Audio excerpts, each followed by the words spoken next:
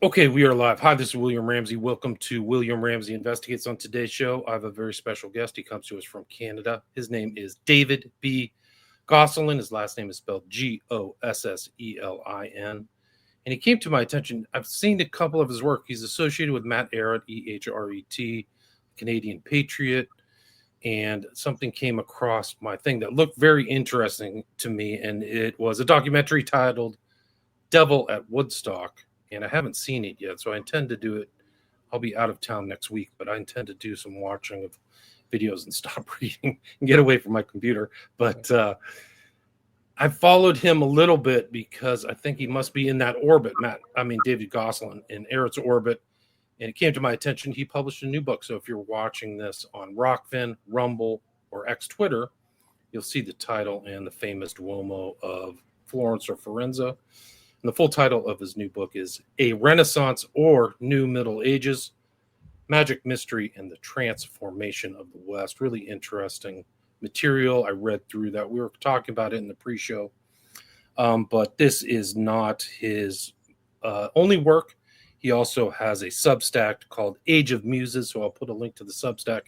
I will also I think his Substack has links to his documentary, but I'll put a link to Devil at Woodstock documentary link, so you can check that out.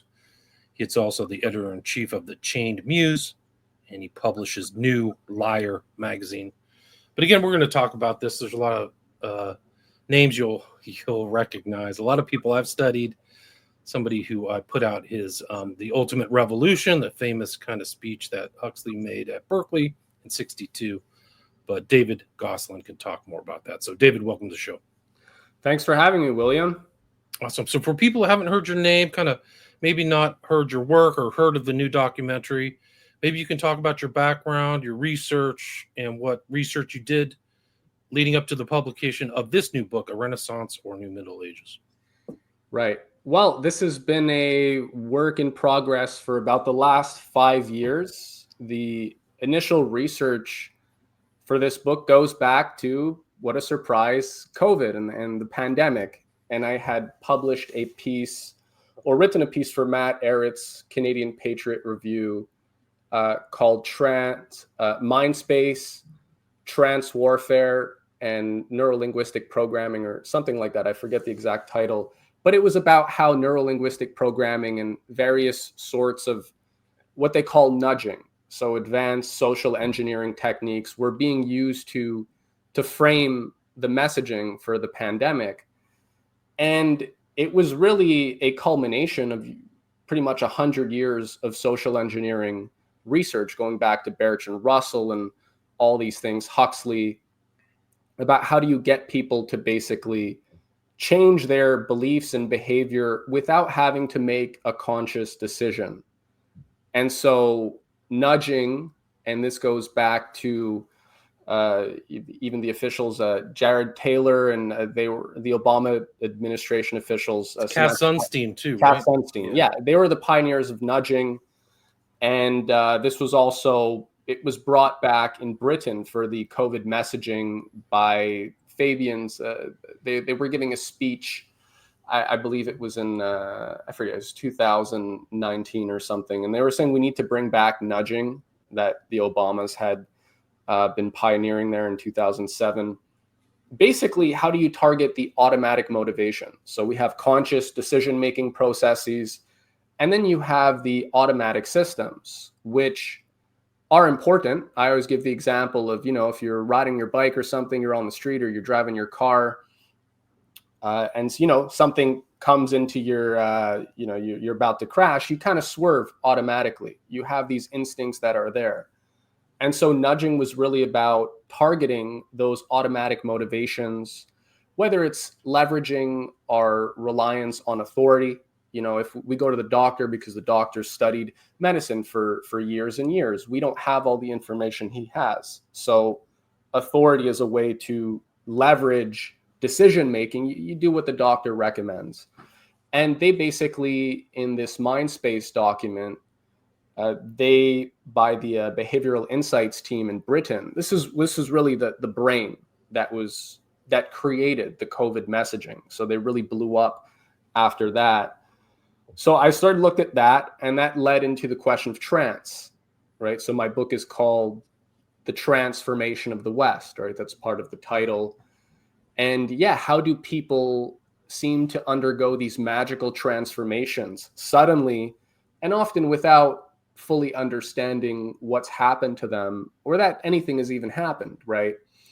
And so this is where we get into Huxley. We get into the World War II mind control research by William Sargent and later MK Ultra, where it starts by studying primitive tribes. It starts by studying,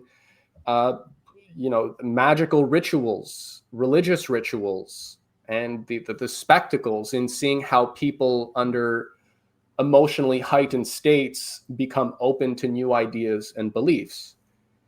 And so I got more into that. And then just thinking about how this applies to art, how this applies to culture.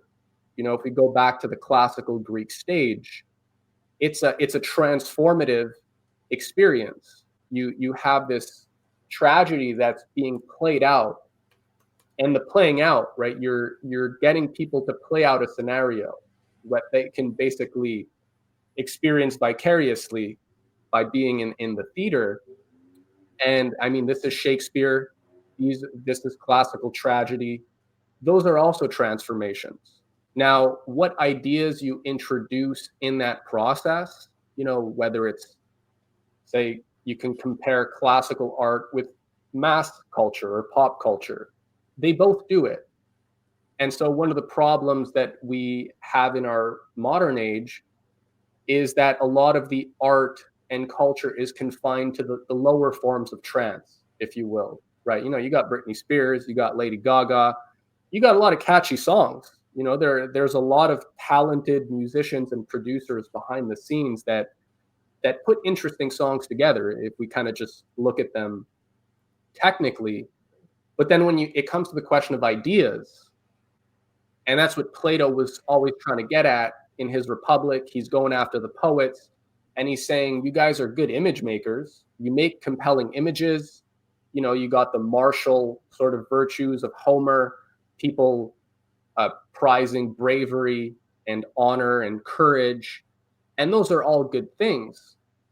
But then he introduces this higher question of discernment that, okay, but it's good to have courage, right? We're not going to deny that. But what's courage without the discernment to know if you're fighting on the right side, for example, right? So reason is essential. And high art, classical art, is historically where people had access to higher ideas and transcendental sort of experiences that could allow them to develop their faculties.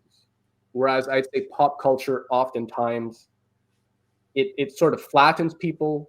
It's temporary, right? You're driving in your car, whatever.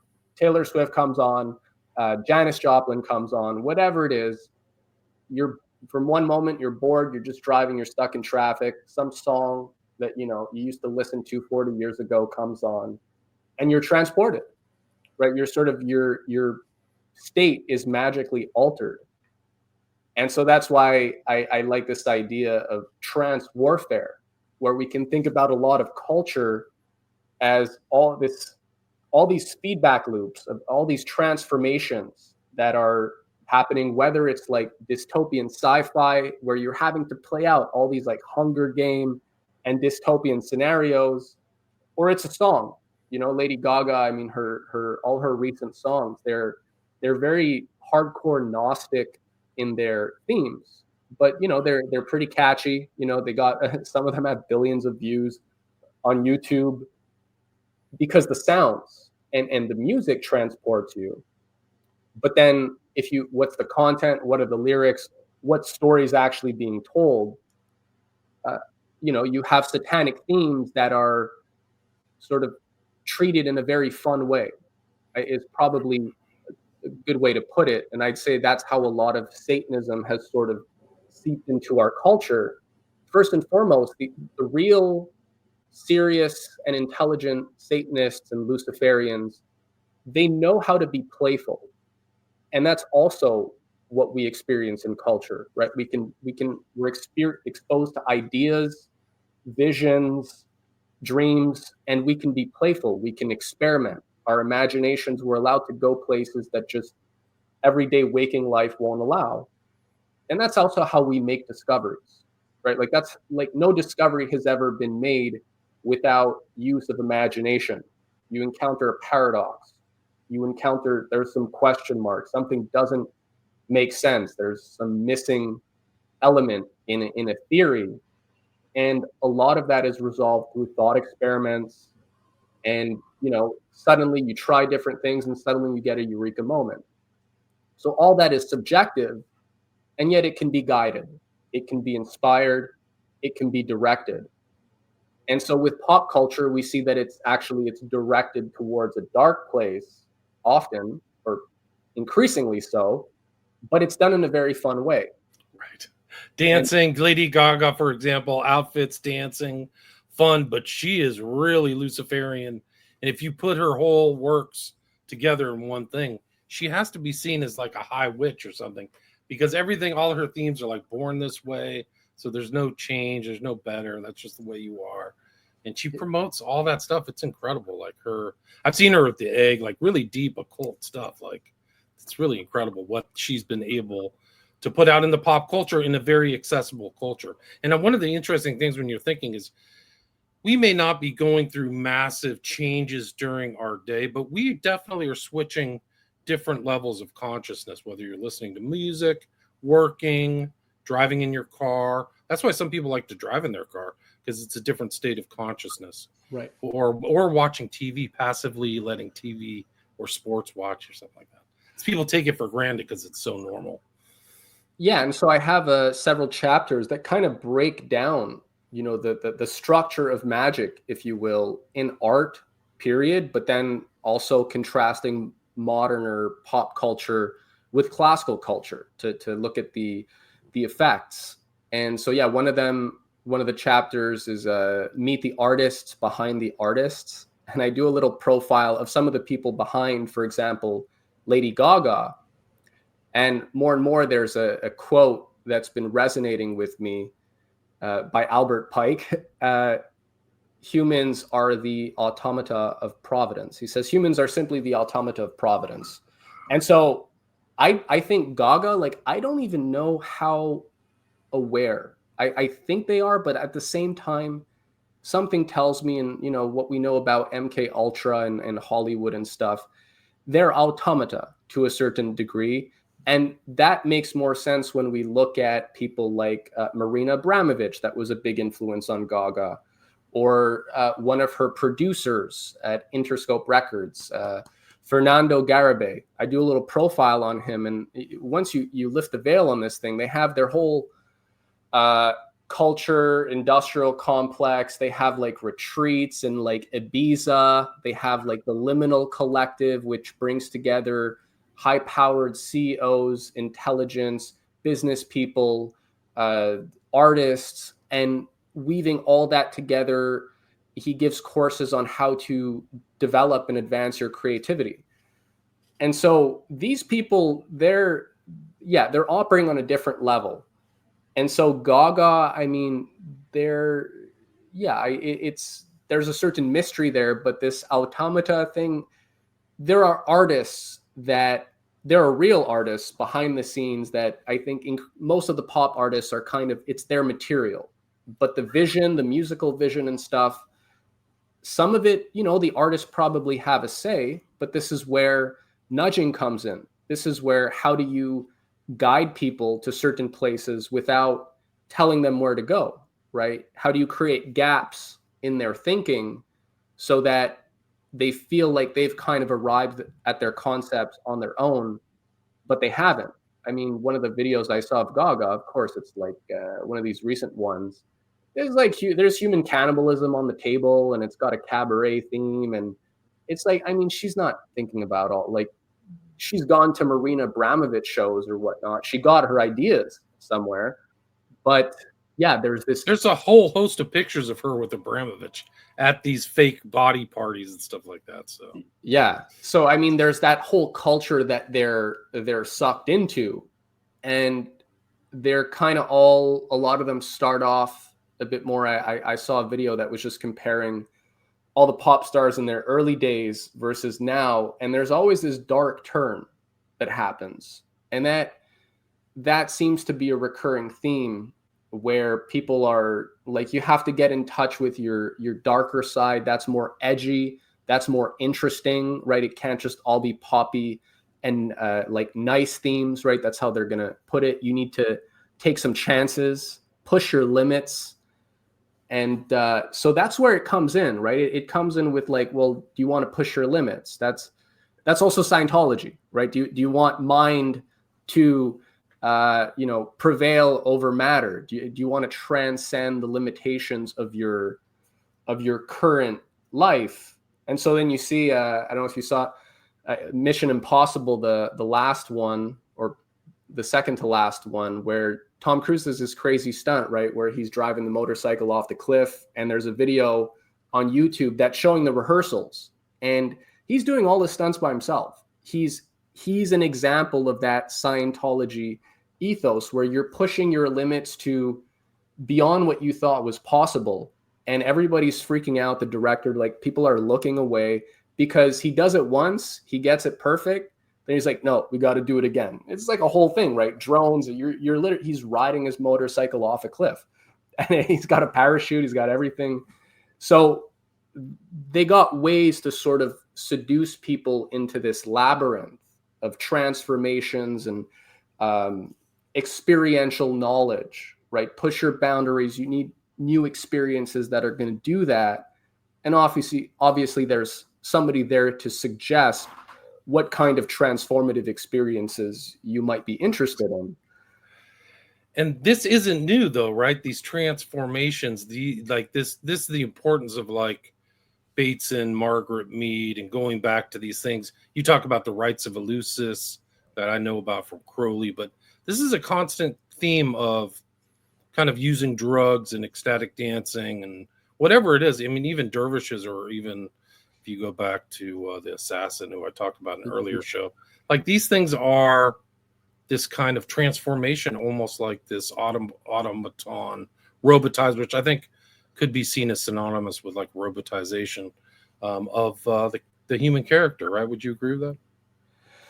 Absolutely. And yeah, the primitive tribe stuff, that's like Bateson, Margaret Mead. I mean, for example, these are kind of high level, you think of them as social engineers or whatever, mind controllers, but they were anthropologists, right? They were going to like Guinea and, Aboriginal islands in Australia, and they were interested in seeing like, how are the values that these tribes have that people sort of adhere to religiously, how are they formed?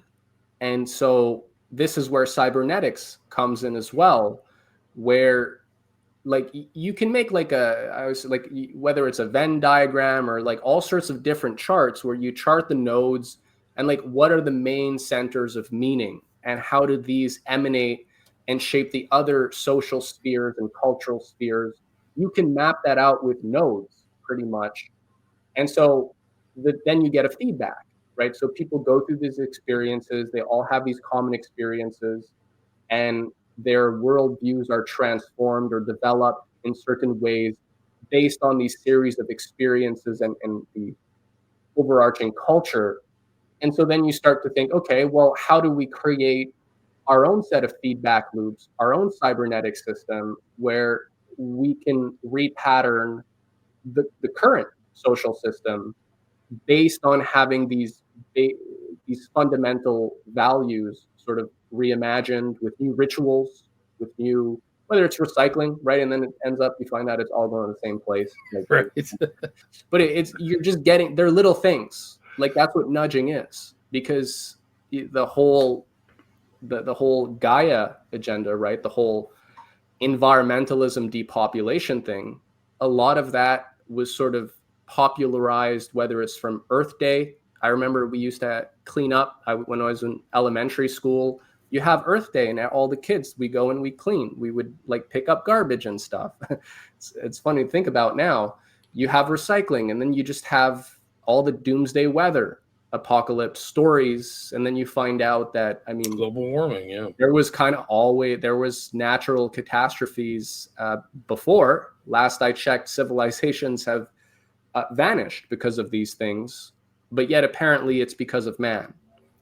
Right? It's anthropological climate change. It's no longer warming. They had to change it, but this was done. Margaret Mead, they talk about it. They're saying that you need to create a kind of biblical flood, natural catastrophe scale problem that will induce the reflex of an animal sort of running from whatever, a volcano that's exploding or something. And they're just trying to trigger those automatic systems, and then you're just being guided, right? They've done it, David. They've succeeded. Like, global warming is a success. One of the most disturbing things that you can find out as you get older, old as me, I'm in my 50s, but like, you've experienced and lived in an open air psychological experiment or behavioral psychology experiment that succeeded. Like, they've implemented and laid it out, and it's become intergeneral. It's like a mind virus. Like, it's crazy.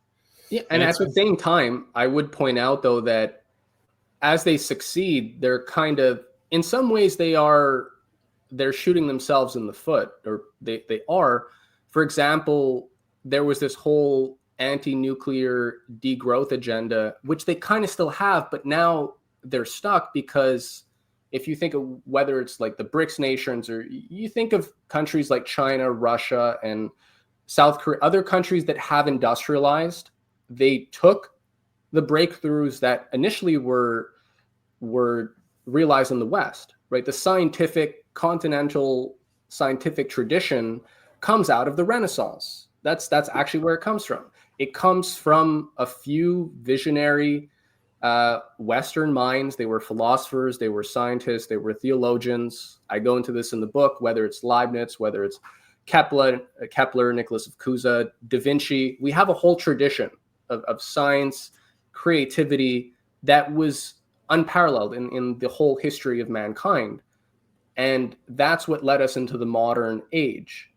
The bad guys, I call them the bad guys, their main issue is with turning back the clock on the Renaissance breakthrough, where you had this new technological an age of abundance, right? Like, if we think of feudalism and the way society was set up, it wasn't until you had a lot of new scientific ideas and just progress in every sphere, whether it's astronomy, we discovered that, okay, the heavens and the earth are actually not operating according to completely different laws. The celestial spheres, the microcosm, and the macrocosm are in harmony, right? So that the mind of man can actually know why the planets traverse the courses that they do.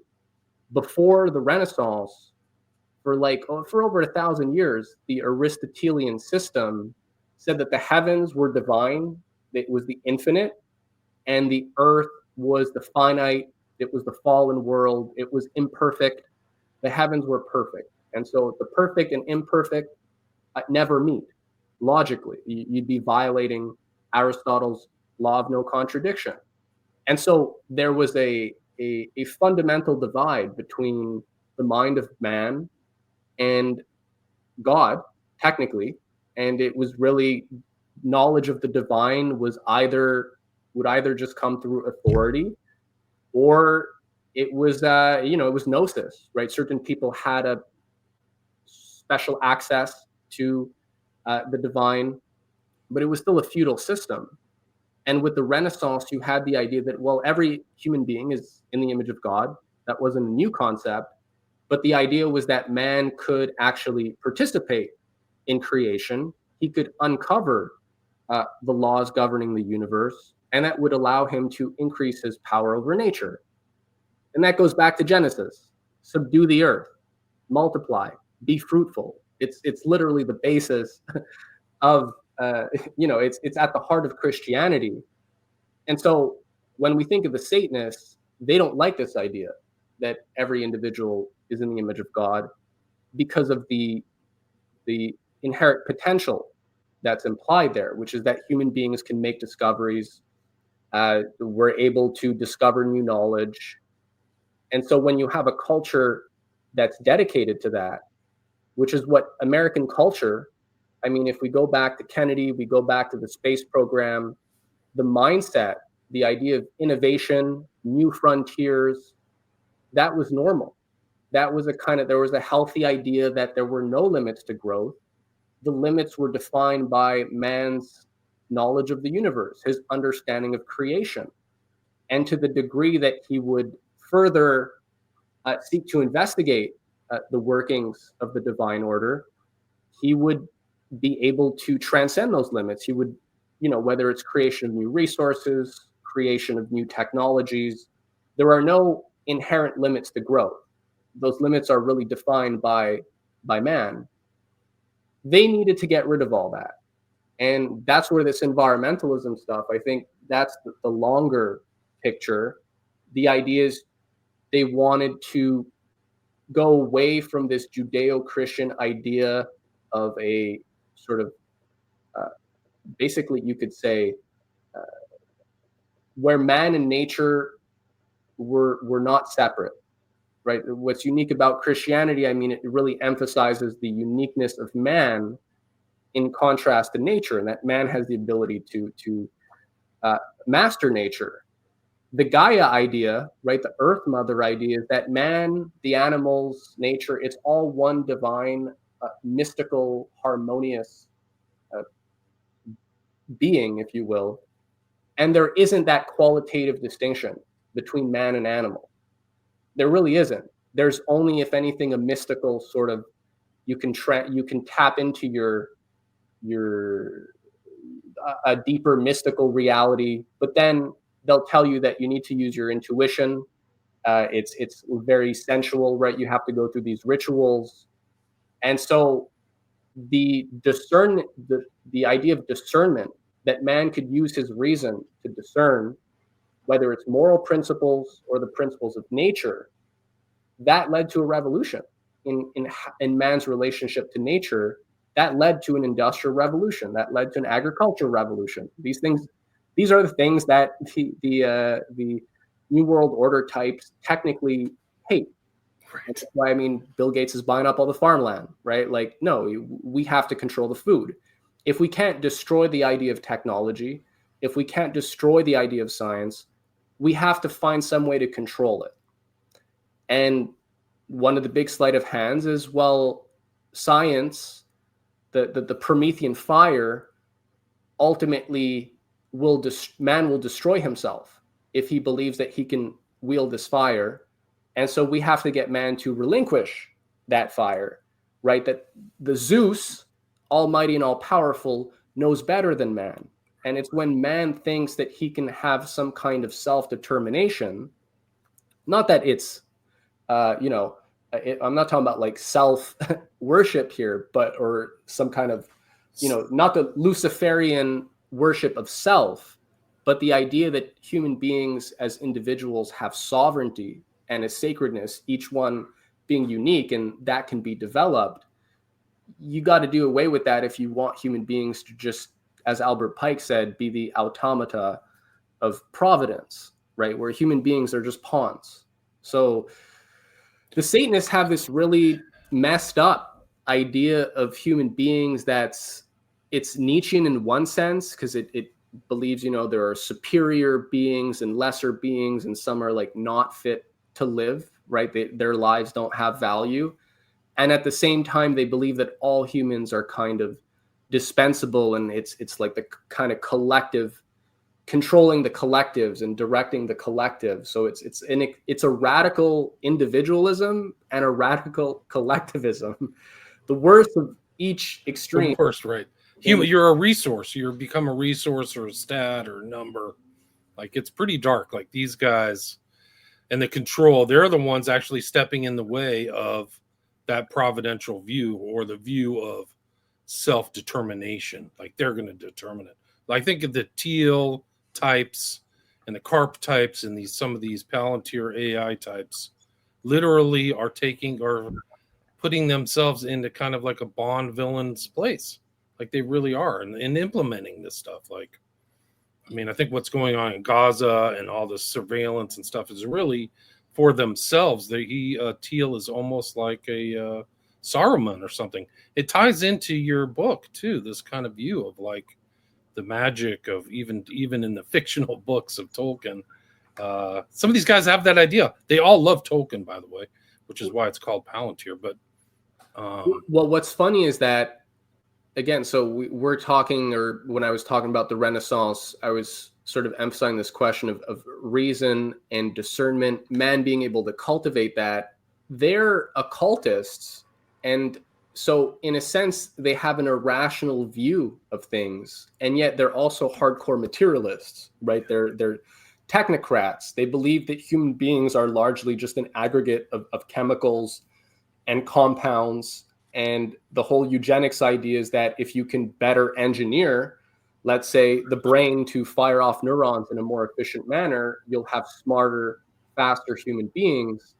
And the talents or the skills that people have are largely, heredity plays a big part for them, which is that's why the Human Genome Project is all about mapping the sequences so that they're right there in the strain of Darwin and Huxley. Then both Julian and Aldous, right? I mean, these are kind of the same kind of people. Yeah, and that's what's weird though, because they say it's like it's biological and it's materialistic, but then you always get the mysticism that comes in, whether it's Huxley. I in the documentary we cover his final novel just before he died, The Island, where the new drug is about spiritual transcendence, and that's the thing, that because people believe they are spiritually transcended, they don't require the same kind of material things that a modern industrialized Western society requires. They're happy with meditation and Right. David, can you do me a favor and give me a synopsis of Island? Because everybody kind of knows Brave New World, and this kind of like everybody's a test tube baby, Alpha, Delta, Beta, and that kind of worked out. This kind of a Brave New World v 1984. A lot of people don't know about the Island. I confess I don't know as much about it. Maybe you could do a synopsis. And so the Island is a pretty good template for understanding the repatterning now. I'll just say, even whether it's on the right or left, there's a big revival of people being interested in faith and spirituality. Some of it's good, but some of it we also have to be careful, because on both sides you have this idea of a rejection of materialism, i.e. industrial civilization, technology, science, and emphasis on spiritual values, which seems convenient if you're trying to deindustrialize society and you're in a collapsing economy where people are going to have a lot less, and scarcity is going to become a very popular word, right? There's going to be lacking all sorts of things. If you don't want people to really revolt, you kind of want to encourage them to go inward on a spiritual journey, whether you give them psychedelic drugs or something else that allows them to feel like they're going to inner development in redefining what progress means. Like, do we have enough to eat? Are you having 3 meals a day or not? Don't worry about that, right? What really matters is, right. Isn't that the drug culture of the 60s? Is the whole purpose was to go inward and have spiritual realizations or whatever, supposedly. So it sounds like it emulates. So that's what Huxley's Island, instead of Soma, the drug Soma that numbs people, right? It just keeps them happy. Moksha offers you beatific glimpses of the divine and transcendence. And the religious system is based on experiential knowledge. So they're ordeals. You're put through trials. And that doesn't sound half bad, right? Okay, good. You have ordeals, you have trials, initiations. I mean, the ancient Greeks, right? You'd send the young man, whether it's in the forest or something, like, learn to survive, learn to take care of yourself.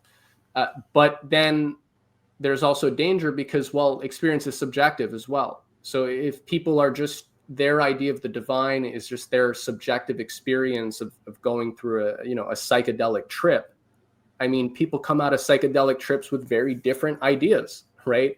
They certain images will stick, and others won't, right? Certain images will be shed. Certain self images will be completely transformed.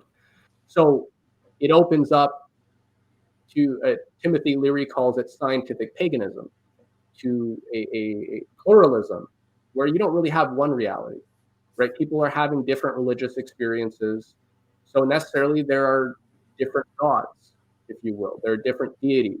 You're going to talk to different, you and I are not going to meet the same elves in our DMT trips. And, maybe my elf, he's an expert on the ocean or space or something. And your elf is an expert in, playing the bongos and like making pipes. Who knows? So just to say, you're going to break people's brains. And so you have this in Huxley's Island, and they also don't have traditional families. Mother is no longer a noun. There are no mothers. Mother is just a verb. It's a lady that takes care of a baby. But they're communal families. So there is no family unit, right? That's one of their big projects. You got to break down the family unit. I mean, going back to Alice Bailey and like her 10-point plan, she talks about like children's rights. So in Huxley's Island, children can leave their family if they feel it wasn't a good fit, and they can join a new family system. And that's also an interesting one in the sense that, like, it's true that sometimes the family you're born into is not necessarily, you may have parents that are very different, right? The child may grow up to have very different interests. If your dad's like a old school guy, talks about the weather, likes sports, but you're a young kid that's into like arts or science or something, this does happen where children, it's hard to connect with the parents because they're in very different worlds. And so Huxley, he comes in on all these kinds of things, and he does very sneaky things where he's like, well, if you feel that you'd be better fit in another family that can see you, right, that recognizes these kinds of gifts and faculties that you have that maybe your birth parents don't, and that you'd be more appreciated in this family, well, you can join them. And so he's reimagining, right? It's a utopia. Like, everybody's happy here. Everybody has transcended. And there's all sorts of twists. It's a novel, so there's all sorts of drama. There's the guy's a journalist who he's shipwrecked. So it all starts, the journalist is shipwrecked. He's working from an oil magnate, an industrialist who wants to get Pala's oil, the oil of this utopian island.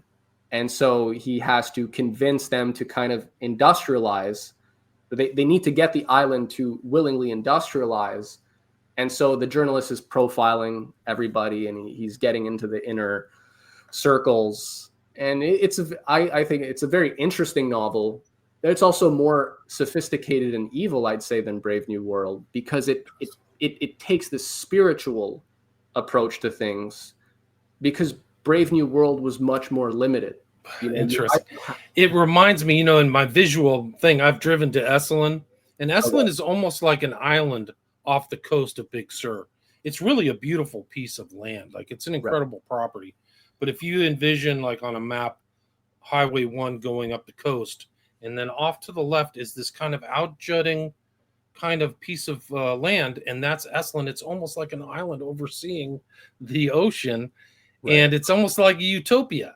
So these guys are all interested in this ideal utopia, but it doesn't involve a higher power or an eternal father or something like that. And there's always kind of I don't know. There's the breakdown of the family, but a kind of a sexual element and a drug element.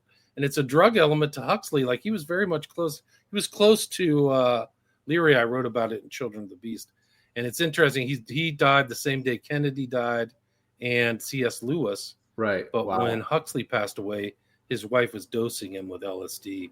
Yeah. So it's kind of like he is tied into drugs. Actually, an interesting kind of apocryphal story about Huxley, which is true, and it's based on some footnotes is that he was introduced to psilocybin by Crowley in the early 30s. So that goes way back, and a lot of people don't know that. Well, that's a good fun fact right there. I didn't actually know that. Let's see if I can come back. It's probably me. But and just to say, I mean, just to add, it's me. Sorry. The Gosselin Institute was. Can you say something? Yeah. Okay, I'm going to bring you up. Say something now. Can you hear me? Yeah, you're back. Welcome to StreamYard. Sorry about that. Yeah, no, I was just saying, just to add to your thing, the Gosselin Institute was literally inspired by Huxley's Island. I didn't know that. Wow, that's amazing. The two founders, Michael Murphy and Dick Price, they read the Island, and that was their ideal for how do we develop an institution that can pioneer this kind of vision of a new American mysticism. That was also their thing. And that's not new. You can go back to Ralph Waldo Emerson. I'm going to drop a little teaser here. If you go back to the Massachusetts, the New England Transcendentalists, and that they were trying to bring hardcore mysticism and like just hardcore superstition into America as a way to subvert the American tradition of progress, development. Interesting. Wow. And so, and Poe, Edgar Allan Poe, was fighting against these guys. Ralph Waldo Emerson was a disciple of Carlyle in England, who, I mean, these are hardcore oligarchists. And Poe, we'll find out in the coming documentary I'm putting out for Poe's death anniversary, the murder of Edgar Allan Poe.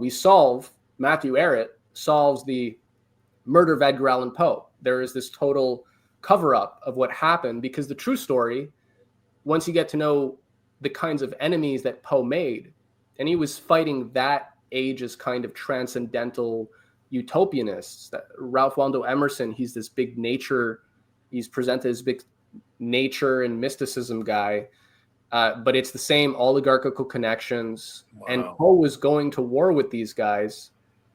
And then really weird things happen. And so we're going to get into that. But that's supposed to be one of the great mysteries, is what happened to Poe. How he showed up coming back to Baltimore and died or something like that.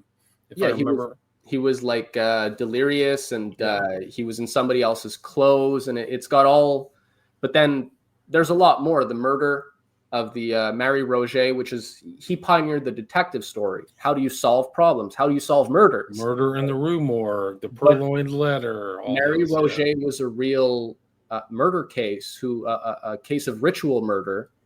That was again, it was like one of these big true crime sort of it was just like the way people were going nuts with whatever Son of Sam murders, or all these right. Still today, West Memphis 3, all those things. You had that was in post time. That was the big story, that murder. And yeah, the real story, nothing new under the sun. I mean, long story short, but it's an interesting story. And yeah, so this mysticism idea is, I think we see it. It's big now. I mean, Joe Rogan and Jordan Peterson, all these guys. MK Ultra has just been mainlined. It doesn't have to be a secret project. We've just mainlined the DMT elves and the psychedelics as a way that people can escape, right? And it's the spirit molecule, David. It's the spirit molecule. That was that's the documentary Rogan's done. What he's popularized is incredible. So. And the whole thing with the psychedelics is, if you try and have a discussion or debate, what does it come down to? You haven't had the experience. You couldn't possibly understand, because you haven't accessed this deeper transcendental realm, and you're just trying to judge based on your narrow sort of materialist or whatever ideas and your rationality, your cold rationality. So it has this Gnostic element that is very pronounced, but it's just sold as you're just self-actualizing, you're liberating yourself. And it's like, where have I heard that before? It's nothing new under the sun. It's true. And the UFOs and the hidden history, and the Earth is 85,000 million years old, and there's all kinds of mysterious relics everywhere and blah blah. I mean, he's a really incredible culture creator. But so is Esalen. Esalen is a whole story in itself. I know you mentioned Creepall in his book, but like it's the epicenter of so many things. And kind of infamous name pops up. You want to talk about oligarchs? Lawrence Rockefeller. It's all over that place, right? Yeah, I mean, well, Lawrence Rockefeller, I cover this in the book as well. I mean, several chapters cover the Esalen Institute, and basically, I use the official sort of history of Esalen, if you will, written by Jeffrey Creepall, who is another more serious operator who pushes everything from aliens to, you know, Kali, yoga, assassin cults and stuff, always with the spiritual sort of pitch. But yeah, I mean, the Esalen Institute, there were even the beat poets. This is before the hippies. I mean, they were influenced by Alan Watts. All these influencers, a lot of the Eastern tantric and meditation sort of movements, Esalen was kind of the door to introduce a lot of, but it was a meeting place. It was a pilgrimage. So right. It wasn't this academic thing. They emphasized experiential knowledge, right? They had the hot springs. You go in naked, right? So get rid of your shame as well. Hot tubbing culture is there. Yeah. Take your robe off, make yourself at home, and so yeah. I mean, you can't just drive in there either. You have to have an invitation. Like I stopped there, and there's like, "Do you have an invitation?" I was like, "No, you got to go." So it's definitely exclusive or exclusionary. There's no question about it.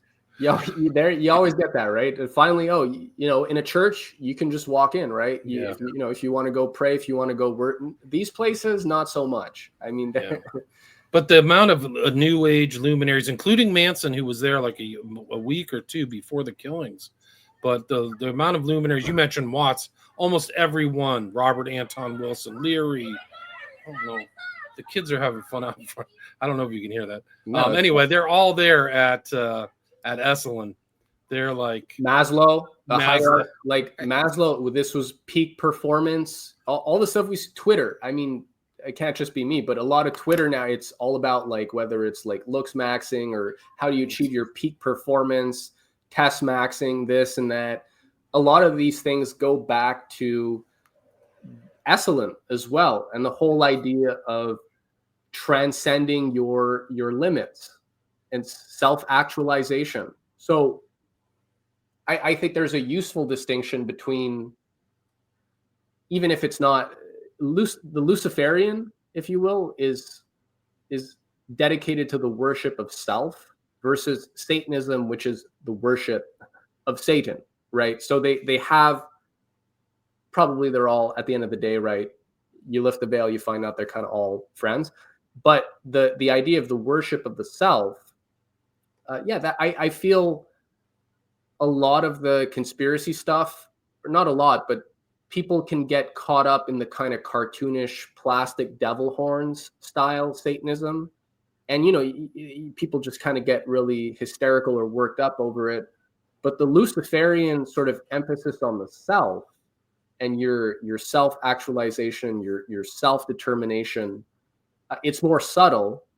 And I'd say that has been the thing that has really perverted Western culture, has been like the radical worship of the self at the cost of having the ability to recognize natural law, that the universe does have principles, and freedom isn't just license to do as thou wilt, but that, you know, we have to discover certain things if we want to develop our full capacities, if we want to be the most moral that we can be.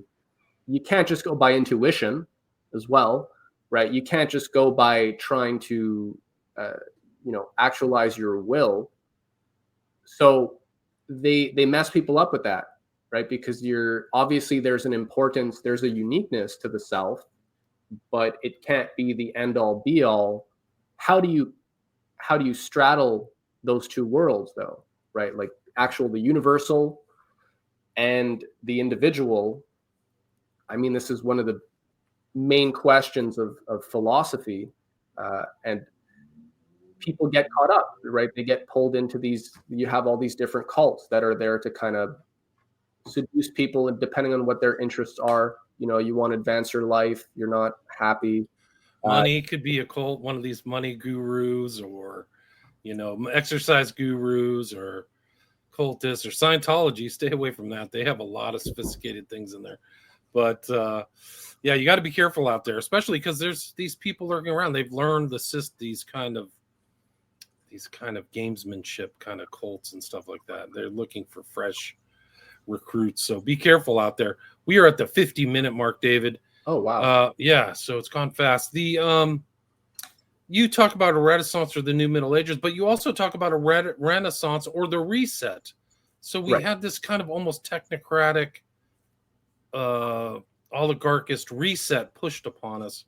What's the way out? I mean, is it the Renaissance or the Reset or the Right. New Middle Ages? What is it? Well, I think, again, I mean, we can't go back, right? So I feel that I wrote that partly because, like, we do recognize there are high points in civilizations in history, right? Whether it's the classical Greek Golden Age, whether it's the Renaissance, whether it's Islamic Renaissance, whether it's the Yiddish Renaissance. Like, you can go in any culture, they have peaks, and then there are bottoms as well. And so, how have civilizations had renaissances, right? How the Renaissance was born out of, Europe. Nation states did not exist. Europe was a collection of fiefdoms. It was a Europe of regions, and these belonged to the feudal lords and whatnot. And it was a static system, right? If you were the son of a farmer, you're a farmer, and which nothing wrong with being a farmer, but you were a serf, and the hierarchy was perfectly fixed. So the whole idea of the Renaissance, it broke that. It began to break it. We're still trying to break that idea, but that's what's so special about the United States, right? And when there was the American Revolution, there was this nation state that was really dedicated to the general welfare idea of that everybody has the right to life, liberty, and the pursuit of happiness. These were fundamental principles. Where did that really come from? Unless we look to the Renaissance, we can't understand that. And in contrast, the Great Reset, I mean, it's, I should add, critics today, there's actually a lot of critics of the Renaissance, and there's a lot of romanticism around the idea of going back. So, like, a lot of, on the right, you have a medievalism, right? So it's sold under the banner of, like, traditionalism, trad, orthodox this or that. And these titles can mean different things to different people. But the idea that there was a golden age, there was a time when man was in touch with nature, with God, he was rooted in his faith and traditions. And then there was a fall, right? There was materialism, there was technological progress, and it was no longer like the garden. And if we want to go back to God and faith and tradition, we have to reject modernity. And then what is modernity? Well, this is where the machines, the cold sort of the industry. And so the irony is that the radical environmentalists and the blue-haired fat chicks and the ortho bro looks maxing guys, they actually have quite a lot in common, in that they want to get back in touch with nature, right? They want to go back to this purer time, right? This golden age that was corrupted by what? That the fall, which is modern industrialism, the modern world. And so they're coming at this from many different angles. And the book looks at it from all those angles by sort of situating people back in the context of the actual history of the emergence of the modern West. And finally, with the idea that the mysteries are not going away, right? Like, what led to man being able to leap from the Dark Ages or feudalism to a modern industrial age of abundance where you have scientific progress, you have technological progress, people are not serfs. There's psychological control. There's a new system of control. But how did we get here? It was by recognizing that man had this divine spark. There was this innate spark that allowed man to actually investigate the work of the creator and to participate in creation. And that this became a self-conscious, people began to take that on as a self-conscious identity. And so they're trying to destroy that, right? And basically take the power away from people to think as sovereign citizens and lure them back into the age of mystery cults and mysticism and superstition. And whether they do it from the right hand or the left hand, what all these psyops have in common is they're trying to undo the progress of the Renaissance, deindustrialize the world, and keep the science for control. And obviously going to war with Russia and China, they need science, but not to allow for the natural progress and development where ideas start to spread and take a life of their own, and creativity is happening in a way that you can't control it. And so the Renaissance was really that moment where the oligarchs kind of lost their footing, and creativity broke out in ways that it wasn't supposed to, that it hadn't for thousands of years. And so how do we do that today? Well, hey, that's what we're talking about in the book. We need to get back there. Like, we need to get away from all this stuff and talk about culture and civilization again. Like, what's the optimal civilization? Because I've literally in my lifetime seen the civilization circle the toilet bowl. It's unbelievable. Like, right. I grew up in San Francisco and it looks terrible. There's no storefronts. It doesn't have the vibrancy, the energy, the culture, the safety, right, the kind of art. I mean, it's really just gone to some other place that's not good. And it's such a visually beautiful city. And it's just like something has gone wrong. Like, we've lost our way to even let that happen. It's not even about money, or it's not even about the type of people or anything. It's like, what is the optimal living, this beauty and the safety? Like, it's gone. People don't even talk about it. Like, because I mean, a lot of this stuff is based upon the basic foundations of civilization. They don't even adhere to them anymore. And it's really something else. And they need to demoralize people, right? I think that's crucial. Like, morale, they want you to like be living in like shit and garbage, because if that's going to affect how you feel, right? That's the way it smells. It smells like an open air sewer. I mean, it's like the joke in San Francisco is like you can find human feces all over the place.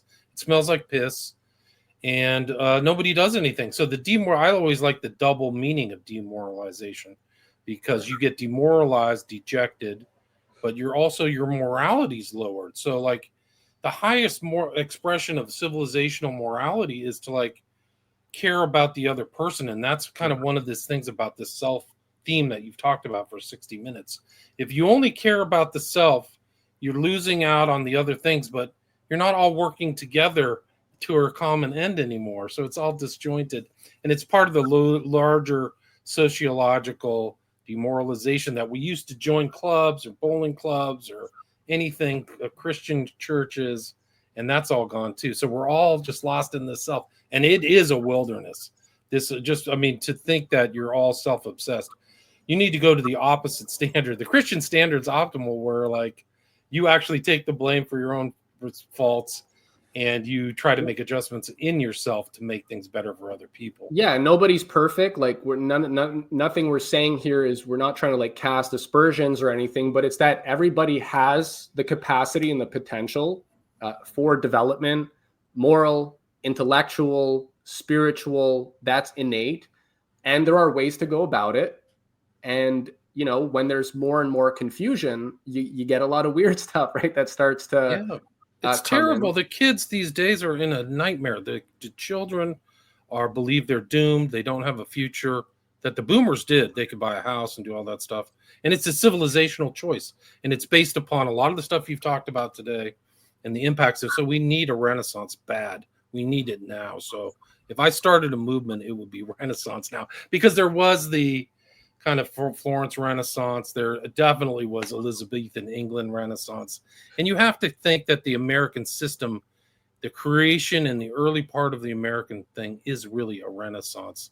If you take away the slavery, but all of the kind of intellectual kind of ferment and all the creativity that went on.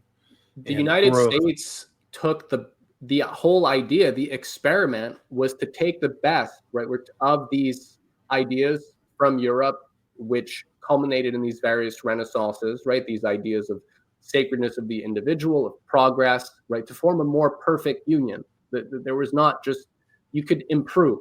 And I pursue, right? So even these words are important, the action. You're pursuing happiness. You don't have to get there, but at least you're trying.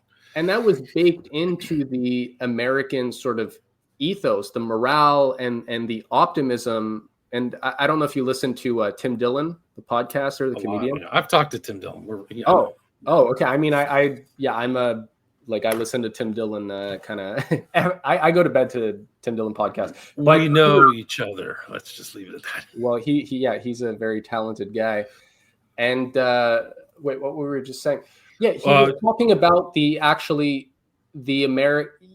had an interesting take about the whole sort of Protestant culture that took hold in America that was not afraid to embrace the future, to have a spirit of innovation. And it's not like a Protestant pitch. I'm not a Protestant or Catholic, but he pointed out there was a specific American kind of Protestant culture of like autonomy, progress, embracing the future, industry, enterprise, which was uniquely American, right? Like in England, you're not the Lord's son, you're not the Duke's, like, okay, peasant.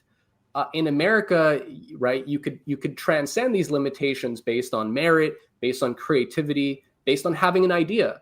They had a derision towards that view. They had the derision towards this. They hate it. Well, aristocratic landed aristocracies and stuff like that. Yeah, and this is where we get into the deeper beefs, right? And so that's a whole, we could do a different story, but that's where the real beef comes in. But so that was unique to America. And I think it's important to remind people, right? Because people have been demoralized and then they go into self-preservation. And a lot of the younger people are just saying, well, like, what's the latest scam that I can at least try and tap into so that I don't get left behind, right? And so you got people taking a lot more chances, all sorts of new scams, speculation, crypto. Like, I'm not against these things, but, you got the 17-year-old who's not like, why would I start a career? Why would I try and go to school for 5 years when to get a worthless piece of paper and $100,000 of debt, if I can just find the right coin and just get the right pump and dump, and then at least, I can live my own life and I don't have to play by the rules of this dirty system.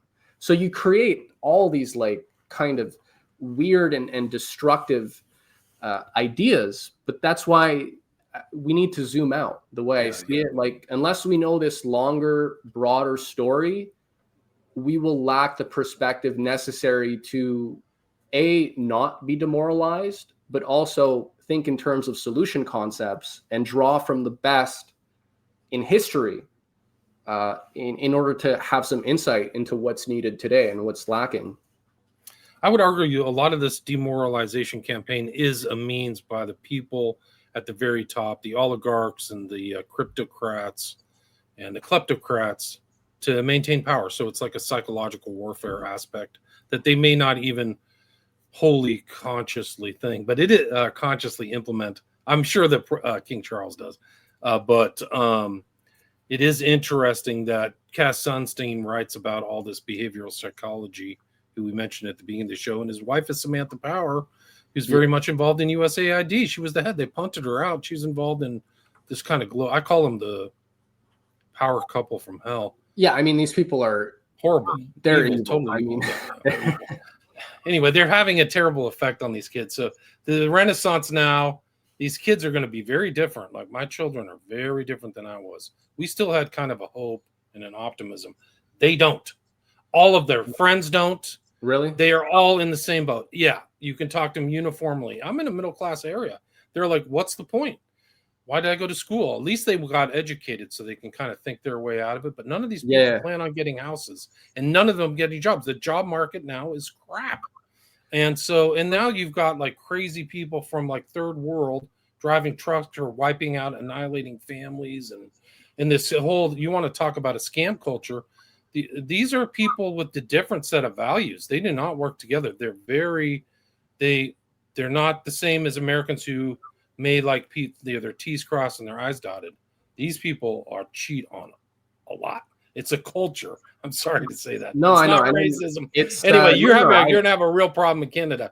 Let's talk about the Devil at Woodstock. So you have that can be seen at the Chained Muse. Go to Age of Muses. Actually, that's my literary magazine. But if people want all the historical deep dives and the conspiracy stuff, ageofmuses.substack.com.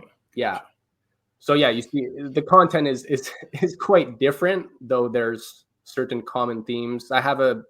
We're putting out monthly documentaries now. So I mentioned the murder of Edgar Allan Poe for October, the Devil at Woodstock, about the creation of the counterculture. We revisit Dave McGowan's work from Weird Scenes Inside the Canyon, R.I.P. Dave McGowan. And so I went to that when he had, by the way, just to let you know, when he published that book, I went to Book Soup. So I have a signed copy of that book. Yeah, so it's pretty cool. So I saw him before he passed away. I know his brother pretty well. Okay. Yeah, no. So this is also, that is kind of a tribute to his work, and I worked that into, and we're trying to introduce, like, there's some culture stuff that I think people will be surprised in. Like, it's not just a straight documentary. I have a poet friend, Daniel Leach, in Texas, and this documentary was partly inspired by his poem called The Devil at Woodstock, because he went to Woodstock. And so he's basically recounting it, looking back to the past, but it's like a prophecy. The poem reads like a prophecy about what was going to happen. And it's the devil is actually the one offering the prophecy. And so we have clips of that throughout the documentary of Daniel reading. So yeah, we have a lot of fun, right? I feel there's a lot of fun that we can have with culture today. Culture's not dead. There are just some like nasty gatekeepers and these algorithm ghettos that do the same thing that traditional gatekeepers used to do, but now there's just the appearance of choice, and it's super saturated. It's like the opposite. Now there's too much choice. It's overwhelming. But yeah, so we're just setting up our own film, our little mini Vice documentary program. And so The Devil at Woodstock, check it out. I'd love to hear what people think about it. And we have a lot more stuff coming. So I will put a link to Age of Muses, and then the other one, you'd rather have people go there first, Age of Muses? They can find the other stuff from there. So Age of Muses, and you just start poking around. I mean, I've been going down these rabbit holes. I'm 34, but I started when I was 17, so I wasn't even legal, if you will. And that's when I was listening to, Bertrand Russell stuff, going to lectures. So yeah, I mean, this has been my whole life, quite literally. Well, you're part of the new culture, so kudos to you. Hopefully there's a lot more people like you, and they'll emulate you and do this thinking, because we've gone down some kind of cul-de-sac politically and culturally that I never thought we'd end up at. But we had 140 live listeners, so thanks everybody for listening. Please share the shows. I really appreciate it. I don't have an ad budget, so anytime you share this on social media, you do us a huge favor. And you can also reach somebody, some young kid who feels hopeless, demoralized, or dejected, and you can kind of figure out the world they were born in. They may not know all the stuff that came before us, Huxley and all this thinking, and Esalen, and people who may not have their best interest at heart. And I do think there's going to be huge cultural change in this country in the next, cycle. The next 25 years will be something else. But again, the guest's name is David Gosselin, Gosselin. And what we talked about today is his book, A Renaissance or New Middle Ages, Magic, Mystery, and the Transformation of the West. And then also take a look out for his documentary, which I haven't seen, which I will, which is called The Devil at Woodstock. And his Substack is Age of Muses. So I'll put all those links in the show notes. But thank you so much for your time, and thanks for your work. Thank you. All right, stay there.